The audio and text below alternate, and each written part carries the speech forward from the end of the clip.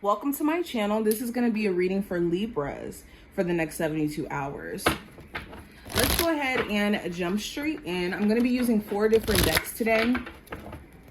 I wanted to include spiritual messages for you guys, not just like the overarching energy for the next couple of days.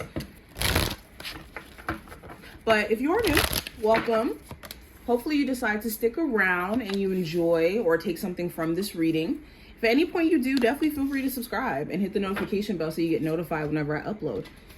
I will leave my information below in the description box or in the comment section if you do want to book a personal reading with me. I do phone readings as well as video readings that are sent via email. All right, let's put this here. I'm going to move this over a little bit.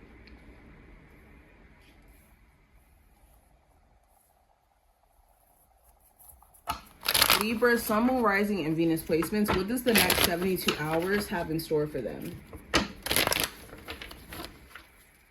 What does the next 72 hours have in store for Libra, Sun, Moon, Rising, and Venus placements?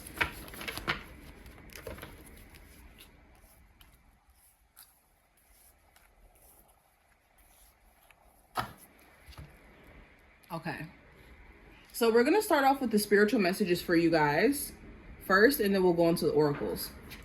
So first card we have, it says, consider the advice of a friend, but make your own decision. We also have, oh, if I can get it, we also have every journey begins with the first small step. So just starting off with the spiritual messages, your spiritual team wants you to lean on your own intuition during this time frame. Readings, getting advice, all those things are fine and dandy, but they should never silence the intuition and silence our inner voice to where we're not able to hear our own intuition calling us to do certain things. So nothing wrong with getting advice during this time frame, definitely not against it. It's just make sure that at the end of the day, whatever decision you decide to make, you're doing it because your intuition is leading you to do so. Okay, and also making sure that the advice that you're receiving is actually good advice. Sometimes we get our friends that mean us good, but they don't necessarily know what they're talking about. Or they may not understand the ins and outs of our situation like how we do. So your intuition is always going to be the most sound one to follow. Spirit also wants you to enjoy the journey that you're on itself so that it doesn't feel so intimidating to take initiative or to start, especially if this is you starting a journey of, creativity or being on social media or putting yourself out there in some sort of new and exciting way. You have to fall in love with the journey and the process itself and not focus on the outcome. The more that you hyper focus on the outcome, you're trying to control it, and all the results will be bad at that point from trying to control how things will play out. Now let's go deeper. We have resilience. We also have chance, which is represented by the dice. We have daydreams and decisions.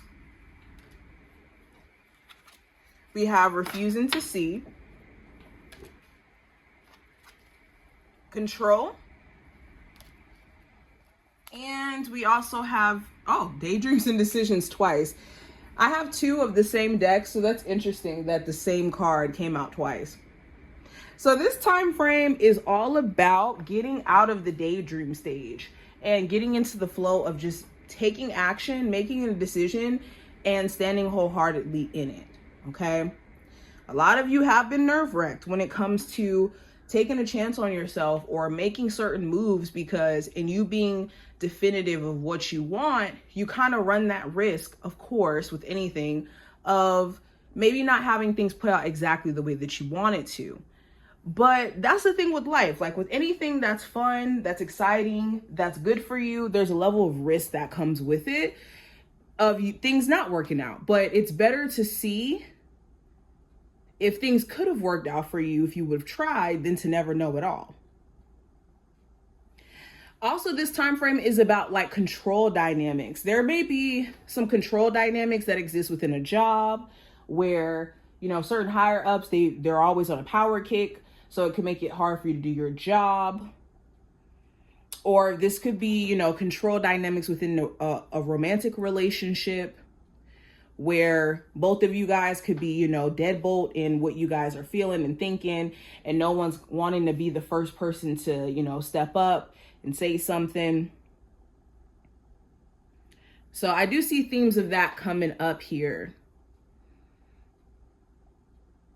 Now, going into what I see, first card we have representing the general energy, I have the Eight of Swords. So the Eight of Swords talks about being trapped in your thoughts, trapped in your perspective. Some of you could be realizing that with the Eight of Swords, this belief that you're kind of stuck in a relationship or stuck in a situation that you don't necessarily want to be in, you're starting to see that that's not necessarily the case. And the Eight of Swords talks about us being kind of frustrated in a way where, excuse me, my voice going out. Us being frustrated in a sense where we feel like we don't have any control over what happens moving forward. And again, this is not the case. This is an illusion. And if she took the blindfolds off, she would be able to see how to get out of her situation because she has so much truth around her.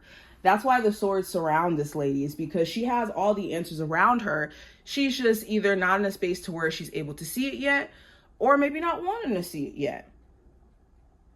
Some of you guys could have someone like that around you where someone is refusing to see how them overthinking or them overanalyzing is causing there to be a gap in the relationship between you two. For example. But going deeper, what I see with career and finance, I do have the Temperance card. So the Temperance card talks about patience. It talks about gradually integrating things, taking things out. So with a business, you could start to see, in you being patient, you're actually starting to see gradual growth. Or in you being patient with yourself when it comes to schooling and, you know, taking your time. This is giving you a chance to really find your balance or your edge in your career.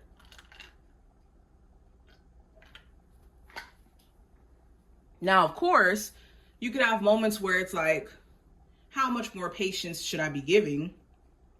That's a given. But the Temperance card is going to be a clear sign that in your patience, beautiful things are going to be taken off for you. And you do have spiritual support, or you do have ancestors that are working behind the scenes for you in ways that you're not able to see at this very moment. Now with love, we do have the Tower. So with your love life, there could be some sort of connection that feels a bit unstable. There could be things that you're realizing that's really affecting the foundation of the relationship between you and your person. This could be trust issues. This could be communication issues. Whatever this issue may be, it's causing things to come to a head. And it's either, hey, let's fix this, let's work on this, or we're not going to have a relationship to even, you know, call our own.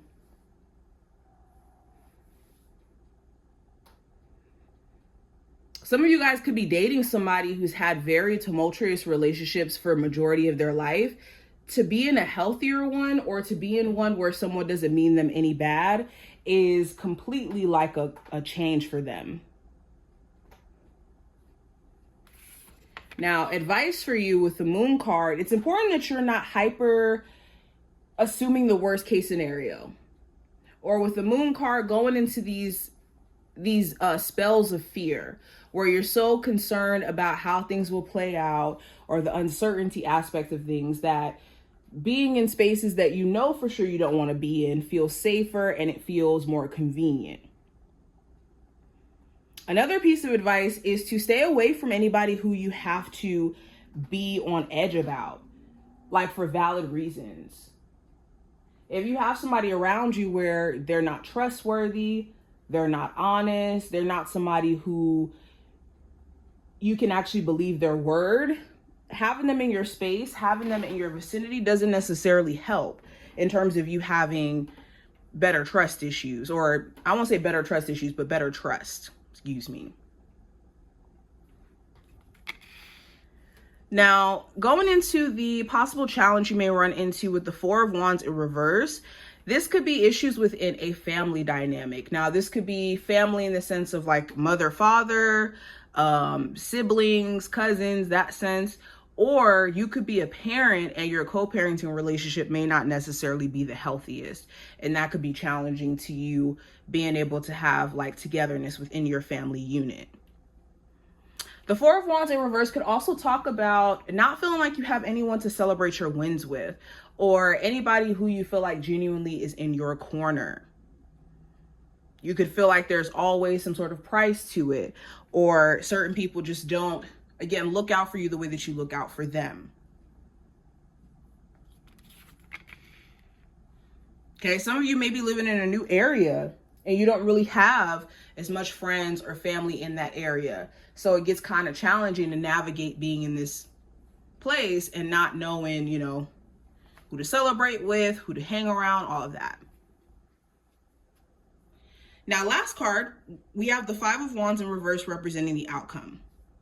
So any conflict that comes to a head during this time frame, it will be resolved, or you will be completely removing yourself from these spaces where this conflict exists in the first place. With the Five of Wands in reverse as well, you could be deciding to leave someone alone who could have their own issues or their own problems to sort through. And it could be, unfortunately, affecting you personally, whether that's their co-parenting relationship, whatever stuff they have going on, their ex situation, whatever. You could be at a place to where it's like, I don't want to assume responsibility for issues that other people caused you, or I don't want to be taking on drama or issues that have nothing to do with me.